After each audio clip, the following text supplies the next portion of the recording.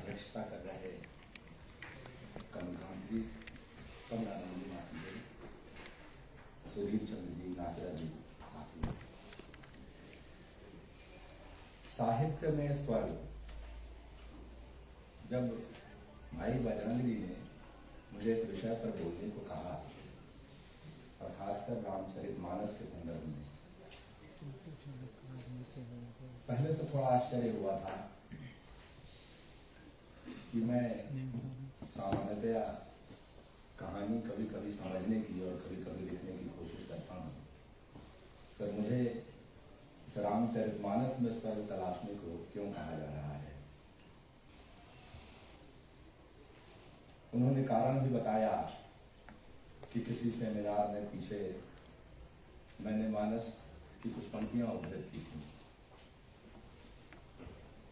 जब इस विषय पर बोलने के क्रम में मानस से गुजरना शुरू किया तो अब तक जो मानस की पंक्तियां यदा कदा यत्र तत्र कोट करता रहा था, उसके बारे में मुझे यही समझ में आया, अपनी औकात यही पता लगी, अगर तुलसी के शब्द ही उधार लूं तो जस थोड़े धन खल इतराई।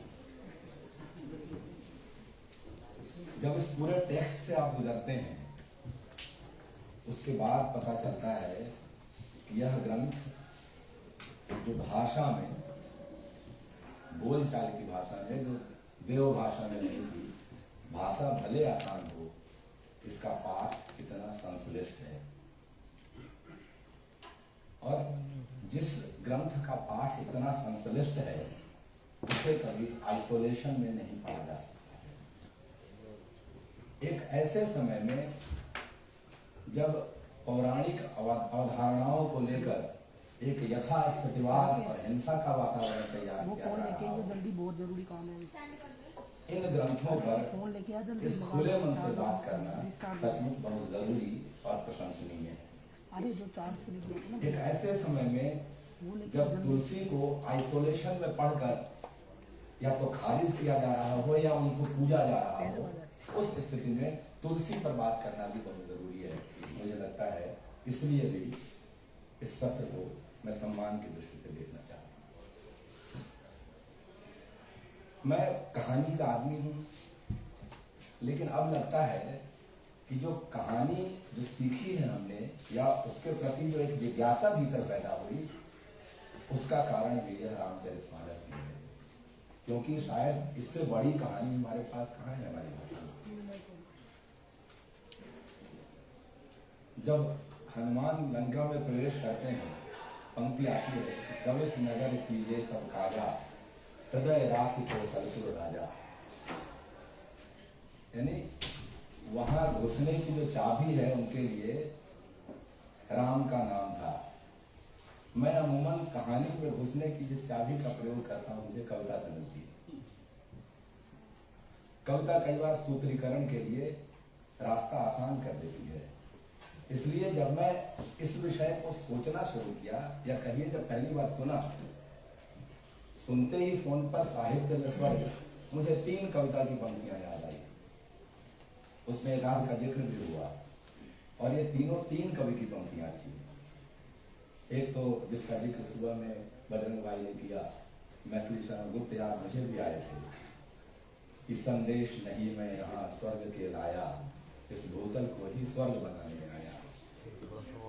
मुझे फिर तुलसी याद आए, ताप स्वर्ग अपवर्ग सुख, धैर्य तुलाय अंग, तूल नताही सकल मिली, जो सुख लो सत्संग। और फिर उसके बाद मुझे दिनकर याद आए, स्वर्ग के सम्राट को जाकर खबर कर दें, स्वर्ग के सम्राट को जाकर खबर कर दें, स्वर्ग रोज ही आकाश चढ़ते जा रहे हैं वे।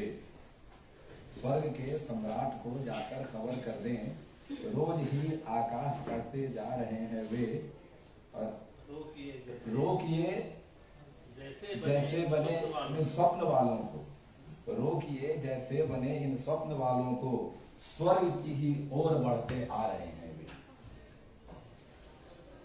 ये जो शुरुआत में ये 3 पंक्तियां मेरे भीतर कौधी, इस पूरे पाठ के दौरान अपने खास अर्थों के कारण लगातार ये पंक्तियाँ बनी रही और बनी ही नहीं रही, मुझे लगता है कि जो मैंने इस मानस से अर्थ ग्रहण किया स्वर्ग का, वहाँ पर इन तीनों उदाहरणों का बहुत बड़ा योगदान रहा। या फिर मुझे लगता है कि जो तुलसी जिस स्वर्ग की परिकल्पना करते हैं वह वही कही है।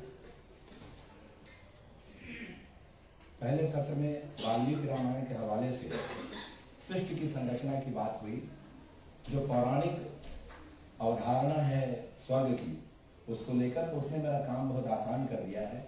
मैं और कुछ तो नहीं, बस एक बार स्पष्ट करने के लिए कि जो सृष्टि की संरचना कहते हैं ब्रह्मा ने की थी, तो उसके अगर उसको एक परकीय स्थिति में देखें तो सबसे नीचे नरक और सबसे ऊपर अपवर्ग है। इसकी बात की नरक, पाताल, पृथ्वी, अंतरिक्ष, स्वर्ग और अपवर्ग, ये जो 6 परकीय संरचना है, इसमें ऊपर से दूसरे पायदान पे स्वर्ग है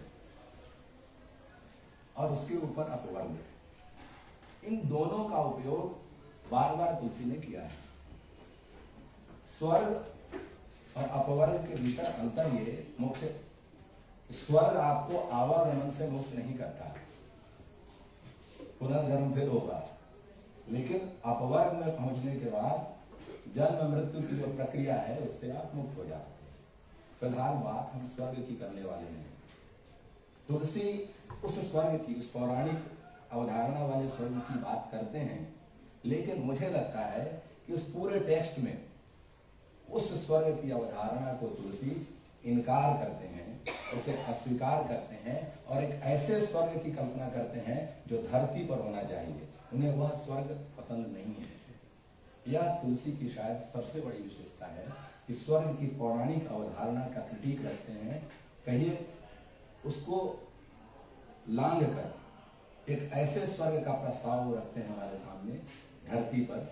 मुझे लगता है उस स्वर्ग की जरूरत आज है। अभी जिन परिस्थितियों की तरफ हम इशारा कर रहे थे, बार बार पीछे युद्ध की बात हुई, हिंसा की बात हुई, सृष्टि की संरचना के साथ हमें मानस की संरचना को भी एक बार देख लेना चाहिए। जब तक इस संरचना को नहीं देखेंगे, मुझे लगता है मानस पर बात करना भी मुश्किल होगा। यह अकेला टेक्स्ट है मेरी पढ़त में, हो सकता है दूसरी भाषा में कोई ऐसा दूसरा टेक्स्ट भी हो जिसमें एक ही कथा को 4 लोग समानांतर तरीके से कह रहे हैं यहाँ पे। और मानस में इसको, इस पूरे मानस को एक सरोवर की तरह कहा गया है और उन 4 को 4 घाट की तरह। एक घाट भक्ति का घाट है जिस पर कागभूषुंडी गरुड़ से कथा कह रहे हैं राम की। एक ज्ञान का घाट है जहाँ पे शिव पार्वती को कथा कहते हैं। एक कर्म का घाट है जहाँ पे यादवल भरद्वाज से बात कहते हैं राम कथा की। और एक शरणागति घाट है जिसे कई जगह दैन्य घाट भी कहा जाता है, जहाँ पे तुलसी इस कथा को कह रहे हैं। कहते हैं तुलसी संतों से कह रहे हैं, तुलसी सबसे कह रहे हैं, कई बार अपने आप से भी कह रहे हैं जब वो स्वांत सुखाए। उन 4 घाटों पे जो ये कथा, एक ही कथा कहते हैं 4 कल्प की कथा है, समानांतर चल रही है। हम यह देखना चाहेंगे आगे कि यह जो स्वर्ग की अवधारणा है वो इन 4 अलग अलग घाटों से किस तरह से हमारे सामने आती है। अब तक आप विद्वानों को सुन रहे थे जो पेशे से प्राध्यापक हैं। यदि आप उसी तरह से मुझे सुनेंगे तो शायद आपको थोड़ी निराशा हो सकती है। इसलिए मैं आग्रह करूंगा कि लगातार इस बात को ध्यान रखें कि एक कॉस्ट अकाउंटेंट आपसे बात कर रहा है, जो कई बार आंकड़ों में बात करता है, टेबल में बात करता है, अंकों में बात करता है। इसके पहले कि मैं उन आंकड़ों की तरफ बढ़ूं, अब उस कुंजी को जरूर देखना चाहिए जिससे मानस का ताला खुलता है। और मानस के 2 छोरों पर, एकदम शुरुआत में मंगलाचरण में और फिर मानस की आरती में, तुलसी बहुत स्पष्ट कहते हैं कि ये क्या है। नाना पुराण निगमागम सम्मतम यद रामायणे निगदितं क्वचिदन्यतो अपि स्वान्तः सुखाय तुलसी रघुनाथ गाथा भाषा निबंध मंदिर मासनुत। और मानस की आरती में गावत वेद पुराण अष्टदश 6 शास्त्र सब ग्रंथन कोरस। तुलसी का यह पाठ इसलिए संश्लिष्ट हो जाता है क्योंकि यह सिर्फ तुलसी की कही गई कथा नहीं है। बहुत साफ कह रहे हैं तुलसी कि बहुत कुछ तो बाहर से लिया है। इसमें अष्टादश पुराण शामिल हैं, इसमें निगम अगम शामिल है। निगम यानी चारों वेद, अगम यानी छह दर्शन, और उसके बाद कुछ अपने मन का भी है। तो जब तुलसी पर हम किसी मूल निर्णय तक पहुंचे, मुझे लगता है यह इसलिए मुश्किल काम है क्योंकि पहले हम उसके से यह तो लगा लें कि इसमें लोक कितना है, शास्त्र कितना है, और खुद तुलसी कितने हैं। बहुत ऐसी जगह हैं जहां पे तुलसी लोक और शास्त्र से सीधे सीधे चीजों को उठाते हैं, और फिर हम उनको तुलसी का मत कह के कई बार उनके पक्ष या विपक्ष में खड़े हो जाते हैं। मुझे लगता है उसकी भी जरूरत है।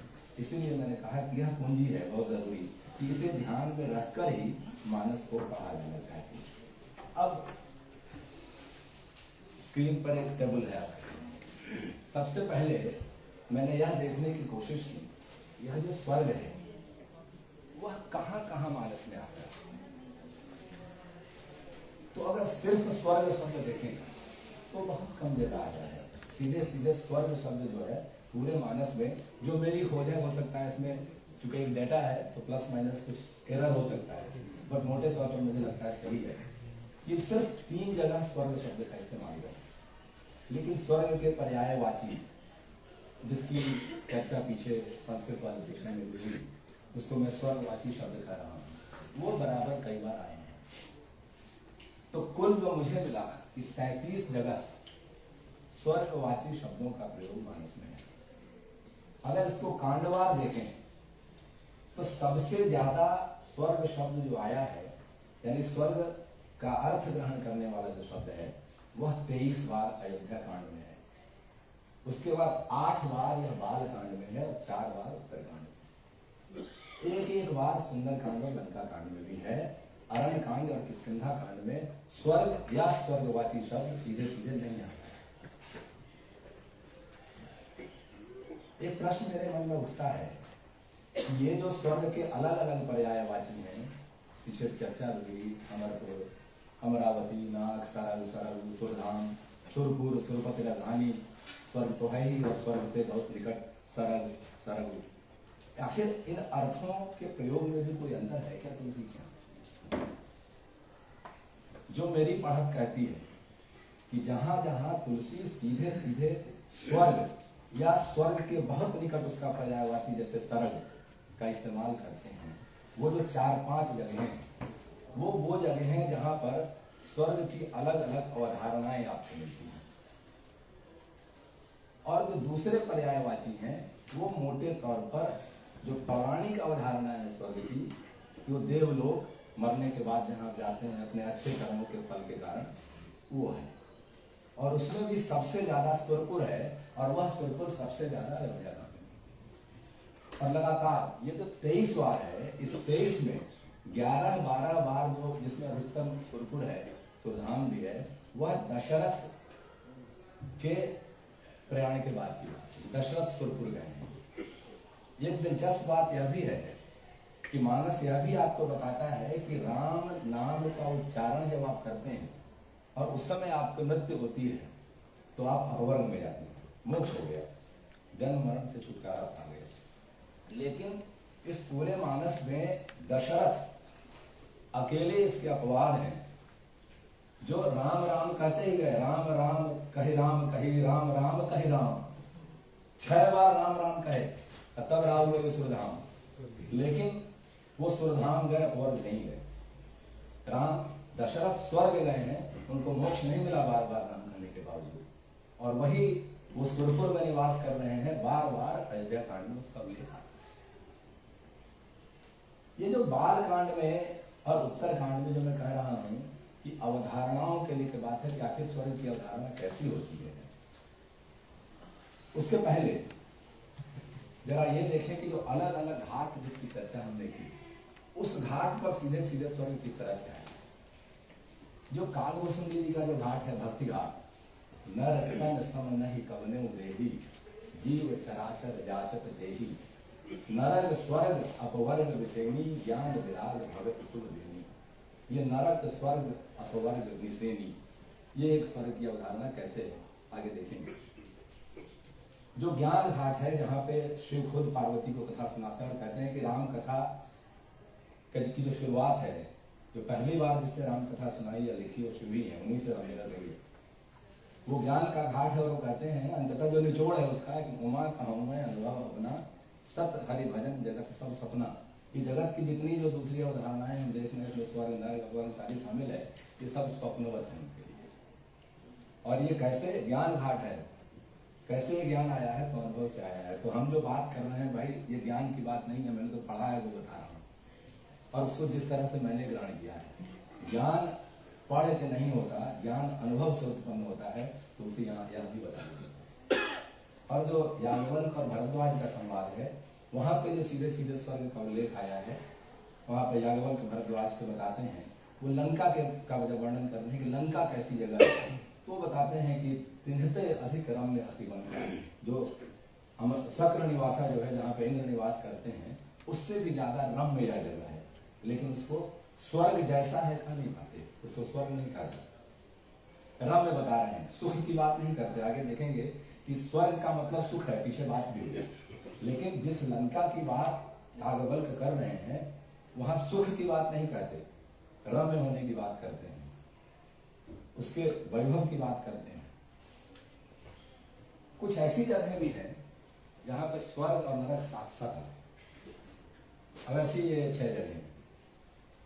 अब जहां जहां वेदों में अवधारणा की बात कर रहा हूं, वहां पे स्वर्ग और नरक दोनों साथ आए हैं। यानी बिना नरक पर सोचे आप स्वर्ग की बात सोच ही नहीं सकते। आज सुबह सुधीर जी ने बहुत अच्छी बात कही कि स्वर्ग की बात आप इसीलिए कर रहे हैं क्योंकि वो स्वर्ग नहीं है आपके पास, कुछ उसके उल्टे स्थिति में आप हैं। और इस इन अवधारणाओं में कुछ जगह तो अवधारणा है और कुछ ऐसी जगह हैं जहाँ पे कुछ ऐसा स्थान बनाया गया है जो स्वर्ग जैसा है, और वैसी 2 ही जगह एक ही है, 2 बार उसका उल्लेख है कि कहाँ धरती पर स्वर्ग जैसी कोई चीज बनाई गई है। और वह जगह कौन सी है, तो वह जनवासा है।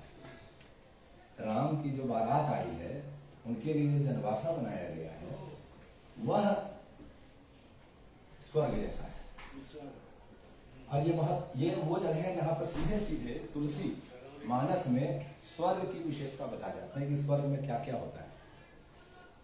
दोनों बालकांड की पंक्तियां हैं। बीच बीच बरवास बनाए, बीच बीच बरवास बनाए, सुरपुर सरिस संपदा छाए। सुरपुर के जैसा स्वर्ग के जैसी संपदा है। तो एक लक्षण स्वर्ग कैसा होगा, जो अलौकिक स्वर्ग की जो अवधारणा है वहां पे संपदा है। दूसरी चीज क्या है, तो सिद्ध सब सिए आयस वतन, गई जहां जनवास, लिए संपदा, फिर संपदा, सकल सुख, हर तरह का सुख है, सुरपुर भोग विलास। यानी ये जो संपूर्ण स्वर्ग की जो विशेषताएं हैं, अगर उसको सूत्र में कहें तो उन सबको एक जगह तुलसी ने यहाँ पे रखा कि संपत्ति है, हर तरह का सुख है, साथ में भोग विलास भी है। और यह जो भोग विलास है, यही वह हिस्सा है स्वर्ग का जो तुलसी को, स्वर्ग को उसी तरह स्वीकार नहीं कर रही है। और वो बार बार कहते हैं कि उस स्वर्ग और अपवर्ग के सुख से भी ज्यादा कोई ऐसी चीज है, कोई एक ऐसा अनुभव है, कोई ऐसी स्थिति है जहाँ पे वो सुख आपको मिल सकता है। वो सुख कहाँ है? वह सुख वो धरती पर देखते हैं, वह सुख किसी अलौकिक जगह पर नहीं देखते। और वहीं पर जाके हमें लगता है कि संदेश नहीं मैं यहाँ स्वर्ग के लाया, इस भूतल को ही स्वर्ग बनाने आया है। अब धरती पर जो स्वर्ग उन्होंने देखा है, कहाँ कहाँ देखा है? वो जो जहां जहां हमने कहा कि जनवासा बनाए गए हैं, यानी मुझे लगता है कि जहां जहां अतिथि का सत्कार है वहां वहां स्वर्ग है।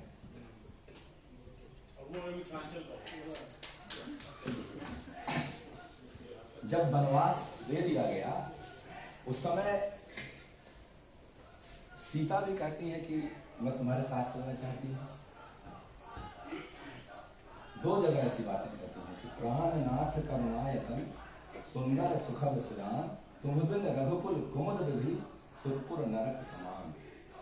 खग मृग परिजन नगर बन बलकन विमल दुकूल नाथ साथ सुर सदन सम परन साल सुख मूल निज सौद सदन में उठल पिता ने छाया मेरी कुटिया में राज भवन में भाया। कहे कि जो हम तुम्हारे साथ परनम साल भी जो है, कुटीर भी जो है पत्तों की, वह भी जो है वह सुर सदन सुरपुर के सुख से ज्यादा वहां पर सुख है। यानी राम और सीता के अलग अलग रहने में सुख नहीं है, साथ रहने में सुख है। एक ऐसे समय में जब राम और सीता को अलग करके भी बात की जा रही है, आपको यहाँ देखने की जरूरत है कि स्वर्ग के सुख कब होंगे, जब राम और सीता साथ हैं।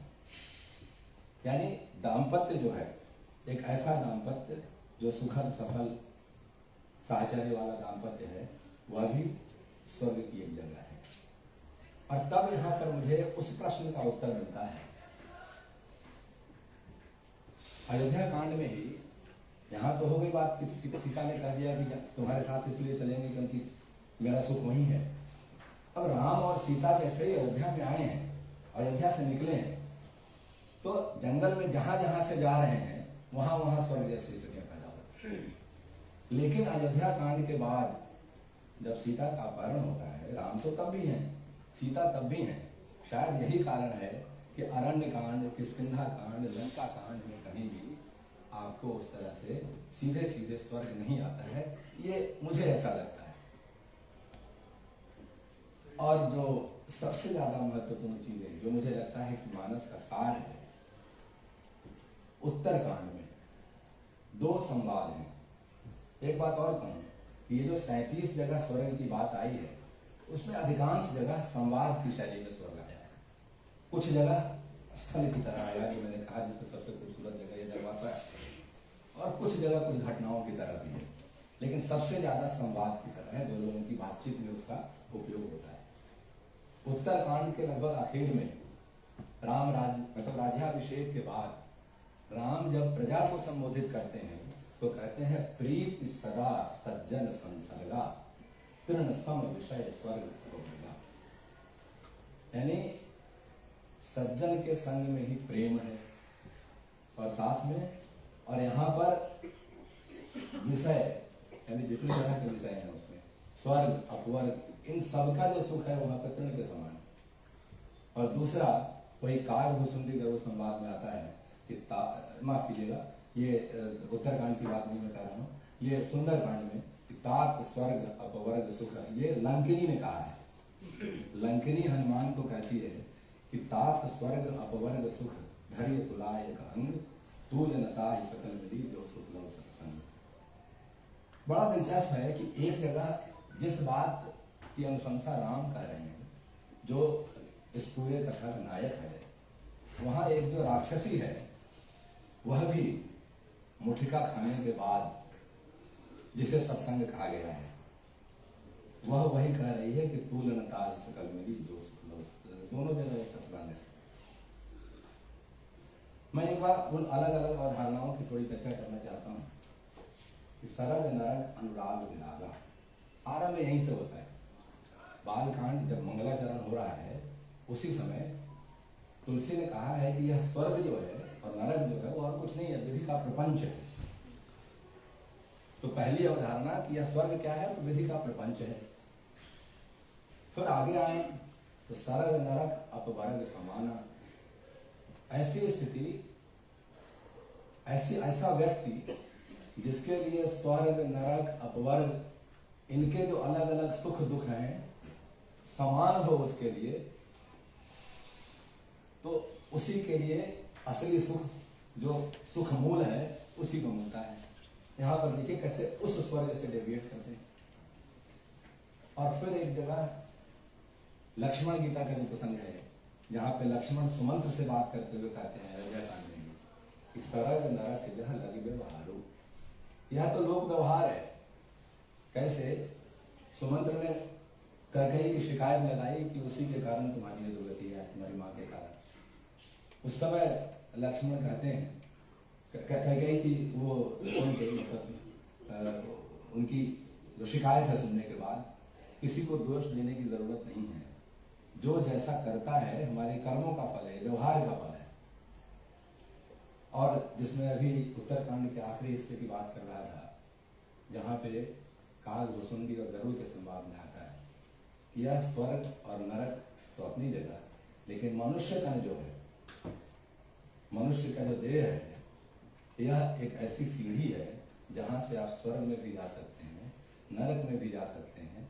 इसलिए आप स्वर्ग और नरक के दुख सुख की बात भूल इस मनुष्य योनि को ही सफल बनाने में लगाइए, क्योंकि उस स्वर्ग में जाना भी उनको मंजूर नहीं है, क्योंकि उस स्वर्ग में कई सारी कमियां भी हैं। और जब इन कमियों की बात करते हैं तो वहां पर जो सरक नरक अनुराग विरागा की बात है, जिस तुलसी बता रहे हैं कि ब्रह्मा की जो सृष्टि है उसमें ऐसी कोई चीज नहीं है जो सिर्फ वहां अच्छा ही अच्छा है या सिर्फ बुरा ही बुरा है।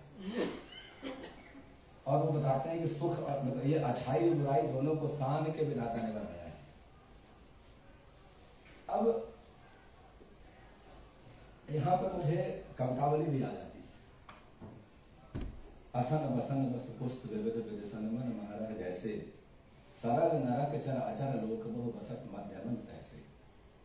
ये स्वर्ग की एक और उदाहरण तुलसी की है, भले मानस से बाहर, कि ये सब मन में बसता है, ये कहीं बाहर नहीं है, ये सब हमारे मन में ही है। तो ये जो चार सीधे सीधे जो मानस से जो मुझे स्वर्ग की अवधारणाएं मिलती हैं वो ये है। और फिर ये जो पीछे बात आई सुंदरकांड की, जहां पे कहा कि सत्संग जो है वही सबसे बड़ा सुख है। स्वर्ग यानी सुख पीछे बात आई, और सुख क्या, तो सत्संग। तो सत्संग का मतलब क्या है? सुबह सुबह प्राचार्य महोदय बोल के गए, मैं नहीं जानता कितना उन्होंने सोच समझ के कहा, ऐसे ही बात की कि यही स्वर्ग है। तुलसी भी ऐसा ही कहते हैं। और ये जो स्वर्ग है, विनय पत्रिका में बताते हैं, सॉरी सत्संग जो है कि सत्संग 3 तरह के हैं। एक सत्संग की बात कह के प्राचार्य महोदय गए, एक सत्संग की बात बजरंग भाई ने भी कही कि स्पर्श कर लीजिए। पहला स्टेज दर्शन, स्पर्श और समागम। तो यह जो समागम है, एक ऐसे समय में जब आपको सारे अंतर्बंधों से मुक्त कर या फिर एक तरफा भावनात्मक स्थिति में रख के एक भीड़ में तब्दील करने की बात चल रही है, वहां पे एक ऐसा समागम जहां पे आप खुलकर बात कर सकते हैं आपस में, तुलसी ऐसी स्थितियों को भी स्वर्ग कहते हैं। और यह जो सत्संग है, इसके क्या क्या फल हैं? यही सत्संग सुख भी देता है, मोक्ष भी यहां से मिलता है, भक्ति भी मिलती है, प्रेम भी मिलता है, संशय से भी मुक्ति मिलती है। मैं बहुत डिटेल में नहीं जाऊंगा, अभी 3 लोग बात करने वाले और हैं। तो ये सारे सत्संग के फल हैं। अब जब संतों का संग है, सत्संग यानी संतों का संग, तो संत कौन होगा? ये अकेली एक अवधारणा है संत होने की या असंत होने के साथ में कह लें। मानस के दोनों छोर पर है। फिर जैसे मैंने कहा कि मानस को कैसा पढ़ा जाए, उसकी कुंजी मंगलाचरण में भी है और आरती में भी है। वैसे ही बाल कांड में शुरू में ही वंदना करते हुए संत और असंत दोनों की वंदना करते हैं तुलसी, और लक्षण बताते हैं संत क्या है, असंत क्या है। और आखिर में जब काग भुसुंडी गरुड़ संवाद होता है, तो एक बहुत महत्वपूर्ण वहां पे 7 प्रश्न है। 7 प्रश्न काग भुसुंडी के हैं, काग भुसुंडी और गरुड़ की बात हो रही है। तो उन 7 प्रश्नों के जवाब जो है, गरुड़ के प्रश्न है और उसका उत्तर वहां पे काग भुसुंडी देते हैं। वहां भी संत और असंत के बीच जो अंतर है उसकी बात है। मोटे तौर पर जो संत और असंत के बीच का लक्षण बताया तुलसी ने, कि परहित करने वाला जो व्यक्ति है, परोपकारी जो है, सबको समान दृष्टि से देखने वाला है, भीतर से सरल है, वह संत है। जो इसका उलट होगा असंत होगा। तो वैसे लोगों की जो संगति है वह सत्संगति है। तो इसीलिए मैं यह कहना चाहता हूं कि स्वर्ग यानी सुख, सुख यानी सत्संग, सत्संग यानी संतों का संग, संत यानी परोपकारी, सरल, सुहृदय। तो जो स्वर्ग तुलसी का है, और ये सारी चीजें सीधे सीधे आपको उस स्वर्ग में नहीं मिलती है, इसीलिए उस स्वर्ग को छोड़ तुलसी धरती पर ऐसे स्वर्ग की कामना करते हैं।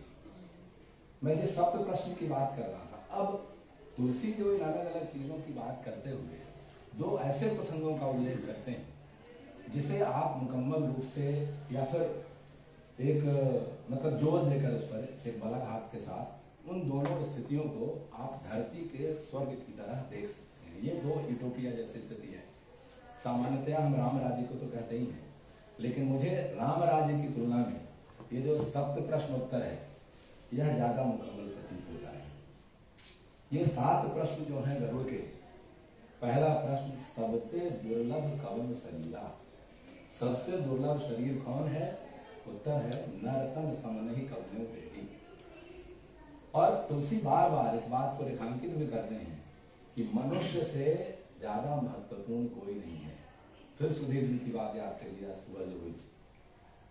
तुलसी वर्णाश्रम की बात करते हैं, लेकिन समग्रता में जब उनको कहना होता है तो सबसे ऊपर मनुष्य मात्र को रखते हैं। सबसे बड़े दुख की बात है, दूसरा प्रश्न, बड़ दुख कवन, तीसरा प्रश्न, कवन सुख भारी। तो सबसे बड़ा जो दुख बताते हैं, गरीबी को सबसे बड़ा दुख बताया, और सबसे बड़ा सुख संत मिलन, जिस संत की बात हम सुन चुके हैं कि वैसे लोगों से मिलना ही सबसे बड़ा सुख। और फिर उसके आगे संत और असंत का दोनों में जो भेद बताया, दोनों दुख सहते हैं, कॉमन है, दोनों दुख सहते हैं, लेकिन संत दूसरों के लिए दुख सहता है, जो असंत है वो दूसरों के दुख के लिए भी खुद दुख सहने को तैयार होता है। सबसे बड़े धर्म की बात होती है। गरुड़ का प्रश्न है कि सबसे बड़ा पुण्य क्या है? परम धर्म श्रुत विदित अहिंसा, सबसे बड़ा धर्म अहिंसा है। अभी आगे राम राज्य में हम आएंगे कि राम राज्य की शुरुआत में ही कहते हैं कि वर्णाश्रम धर्म का पालन सब करते हैं, उसको धर्म की तरह करते हैं, लेकिन वह सबसे बड़ा धर्म तुलसी का नहीं है। तुलसी का सबसे बड़ा धर्म है अहिंसा। और जो सबसे बड़ा पाप वहां पे है वह पर निंदा है। यह निंदा आलोचना नहीं है, पर निंदा यानी फैब्रिकेटेड निंदा, मतलब आपके खिलाफ कोई एक दुष्प्रचार हो सकता है, फैब्रिकेट कर लिया जाए आपके खिलाफ, फिर आपके बारे में कहें तो पर निंदा है। और उसके बाद कुछ रोग की चर्चा करते हैं, मानस रोग। रामराज में भी आता है कि किसी भी तरह का रोग नहीं है, हाँ? और यहाँ भी है। और ये जो मानस रोग है, यह एक तो भौतिक रोग है, शारीरिक रोग, यहाँ पे स्पेशली मानस रोग की बात की गई और कहा कि मोह सकल व्याधि, मोह जो है वो सभी व्याधियों का जड़ है। और मोह क्या है? तो मोह काम, क्रोध और लोभ, इन तीनों का संयुक्त रूप जो है वो मोह। लेकिन तुलसी इन तीनों से मुक्त होने की बात नहीं कहते। तुलसी यह नहीं कहते कि कहीं क्रोध होगा नहीं, काम आएगा नहीं, लोभ होगा नहीं। इन सारी चीजों को तुलसी स्वीकार करते हैं, लेकिन कैसे स्वीकार करते हैं? तो एक संतुलित रूप में। इन तीनों का संतुलन चाहिए। उसी तरह जैसे इस काया को, शरीर को स्वस्थ रखने के लिए जो कफ, पित्त और वात, 3 चीज कहते हैं कि सारे रोगों का मूल ये 3 चीज है। मूल कैसे? इन तीनों का असंतुलन। ये तीनों चीजें हमारे भीतर होती है, इसके बिना ये शरीर नहीं है। लेकिन इन तीनों का संतुलन अगर गड़बड़ होता है तो काया रोगी हो जाती है। वैसे ही जो मानस व्याधियां हैं, जो मानस रोग है, उसके लिए काम, क्रोध और लोभ के संतुलन की जरूरत होना चाहिए। तो मैं यह महसूस करता हूँ कि ये जो 7 प्रश्न यहाँ पे आए और इन 7 प्रश्नों के जो उत्तर है उसमें ग्राह्य और अग्राह्य को देख लें तो एक जो आदर्श स्थिति बनेगी, शायद वह स्थिति स्वर्ग की स्थिति हो सकती है। अब यही राम राज्य की बात करें, आगे भी बात होनी है। तो मुख्य रूप से जो राम राज्य में जो लक्षण उसके दिखाई पड़ते हैं, वहाँ सुख है, संपत्ति है, बहुत अच्छी शिक्षा व्यवस्था है, सब वहाँ शिक्षित हैं, स्वास्थ्य बहुत बढ़िया है, कोई रोगी होता ही नहीं है, किसी भी तरह का रोग नहीं है, वहाँ तो कोई विपत्ति मतलब आपदा प्राकृतिक आपदा भी नहीं आती है। पर्यावरण भी बहुत शानदार है, प्रेम परोपकार समानता भी है, लोग उदार भी हैं, सुंदरता भी हर जगह है। ये दो चीजें वर्णाश्रम और जो पूजा की बात आती है। और मुझे यहाँ पे आके लगता है कि राम राज्य की जो तुलसी परिकल्पना करते हैं और वहाँ पर अगर सबको समग्रता में स्वीकार करना पड़े तो मुझ जैसे तुलसी प्रेमी को भी थोड़ी हिचक होती है। इन दोनों को अगर सब्जेक्ट टू कहें, इन दोनों को छोड़ के अगर बात करें तो फिर तुलसी का राम राज्य भी मुझे स्वर्ग की परिकल्पना जैसे दिखती है। और तब यहाँ पे आके मैं यह भी कहना चाहता हूँ कि अगर तुलसी को टोटलिटी में हम रिजेक्ट करेंगे तो ये जो 10 चीजें ऊपर लिखी हुई हैं और दुनिया के किसी भी हिस्से में एक बेहतर समाज की परिकल्पना में जो परिकल्पना की गई है, कोई भी यूटोपिया रचा गया, उसके जो सर्वश्रेष्ठ गुण हो सकते हैं वो सबके सब इसमें शामिल हैं। यदि टोटलिटी में आप राम राज्य को खारिज करते हैं तो उन चीज़ों को भी आप अनजाने में खारिज कर जाएंगे। इसलिए मुझे लगता है कि आइसोलेशन में नहीं पड़ के और फिर जो और इनके फिर महिमा मंडन की भी जरूरत नहीं है। कई बार हम यह भी करते हैं कि तुलसी से जो हमारा प्रेम है या फिर उनकी स्वीकार्यता की बात है उसको यह न कहने प्रकार है। अब यहाँ पर अगर मैं कोशिश करूँ कि वर्णाश्रम धर्म है और धर्म तो अहिंसा होता है तो थोड़ी मुश्किल होगी। इसलिए उन मुश्किलों में जाने के बजाय ये मुझे लगता है कि तुलसी का एक अंतर्द्वंद है। जो हमारी अपनी सामाजिक स्थिति होती है, हमारे भीतर में तो एक अभिजात होता है और लेखक जो अभिजात है उसके अंदर 2 तरह का अभिजात होता है। एक वह अभिजात जो सत्ता के साथ होता है और एक वह अभिजात जो सत्ता के खिलाफ होता है। और इस दोनों तरह के अभिजात में एक अंतर्द्वंद, एक संघर्ष हर लेखक के भीतर होता है। ये जो बार बार विप्र पूजा की बात आती है, तुलसी बहुत अच्छी बात करते हुए अचानक विप्र पूजा करा जाती है मुझे, और वह भी वैसा तुलसी जिसको अपने जीवन में तो पूजा नसीब नहीं हुई, जो करा ही गया अपने समाज में। तो मुझे लगता है कहीं ना कहीं अपनी सामाजिक स्थिति के साथ अपने लेखक का जो संघर्ष है वो बार बार उसकी तरह आता है और मैं उसको उसी तरह लेकर उसे छोड़कर बाकी चीज़ों को जो संत का लक्षण भी बताते हैं वो उसी तरह हमें ग्रहण करना चाहिए। तो अंततः मैं 2 तरह के स्वर्ग वृक्ष आपके सामने रखना चाहता हूँ। जैसे वंश वृक्ष होता है, एक की चर्चा मैंने पीछे की, यह कार्य कारण संबंधी की तरह है। स्वर्ग यानी सुख, सुख यानी सत्संग, सत्संग यानी संतों का साथ और संत यानी समदर्शी और परोपकारी। और जो दूसरा वृक्ष आपके सामने रखना हो, स्वर्ग यानी सुख, सुख यानी सत्संग। और पीछे जो मैंने कहा राम राज्य में प्रजा से बात करते हुए राम कहते हैं कि प्रीत जो है वो सत्संग का फल है। यानी सत्संग होगा तो क्या होगा, प्रेम पैदा होगा और प्रेम अगर जहाँ है वहाँ हिंसा नहीं होगी। प्रेम होगा तो प्रेम, हिंसा और प्रेम एक साथ नहीं चल सकते। याद करिए सुंदरकांड में जब हनुमान मिलते हैं विभीषण से तो वहाँ उन्होंने पूछा है सखा धर्म में वही कही भांति, पूछते तुम्हारा धर्म कैसे मिलता है।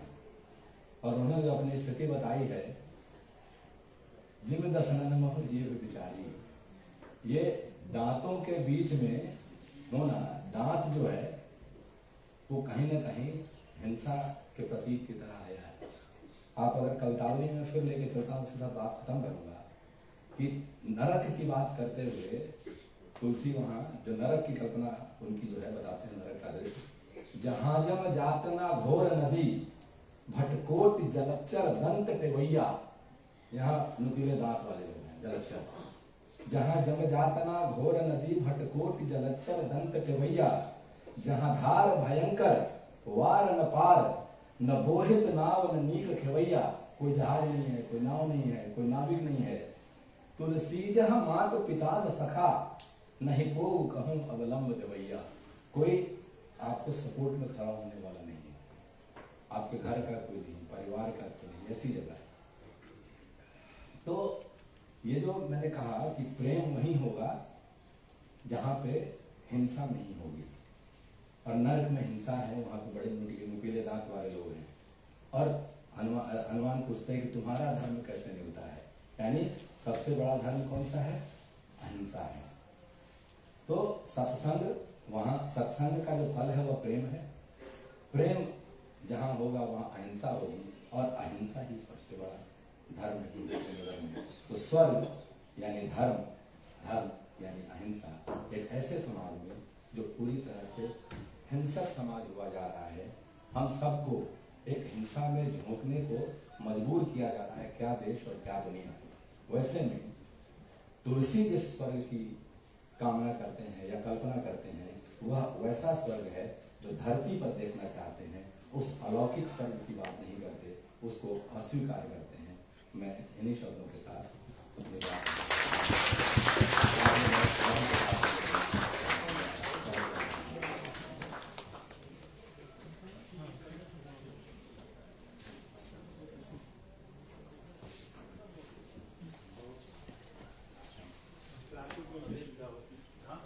बहुत शानदार मतलब रहा। एक प्रबंध काव्य पर एक प्रबंधात्मक आलेख हम लोगों ने देखा, और बहुत आंकड़ों के साथ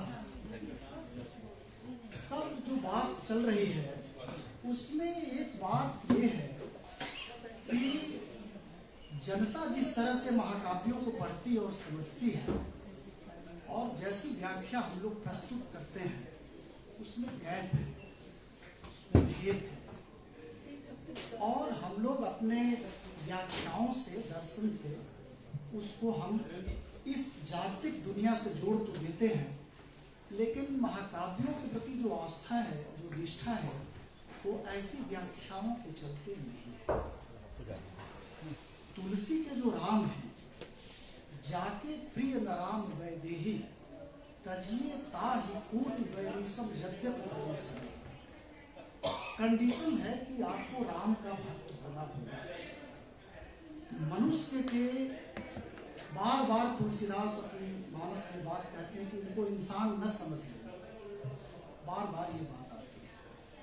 और स्वर्ग का जो पूरा रूपक है, दुनिया के जितने महाकाव्य हैं और रचनाएं हैं, उसकी संरचना, उसका आधार, उसका स्केलेटन ये दुनिया है, हमारे अनुभव है, और इसी से हम उस रूपक को रचते हैं।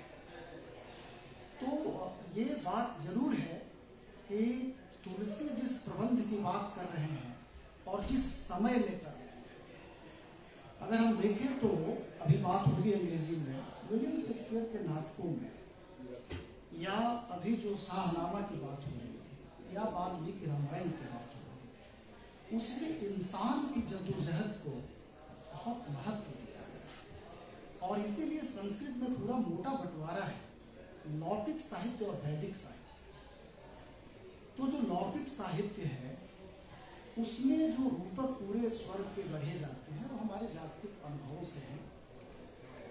हमारे और अगले साथी जो संजीव कुमार दुबे जी हैं, बड़े विद्वान हैं, विविध अनुभव है पत्रकारिता में, अनुसंधान में, और पर्यावरण को लेकर, कहानियों में सांप्रदायिकता को लेकर बहुत तरह से काम किया है और बहुत सक्रिय रहते हैं।